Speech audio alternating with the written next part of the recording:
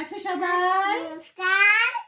আশা করি ভিডিওটা তোমরা অনেক ভালো লাগবে। প্রথমে আমার রান্নাঘরটা দেখে নাও। রান্নাঘরটা দেখে নাও, রুদ্র রান্নাঘরটা দেখে নাও।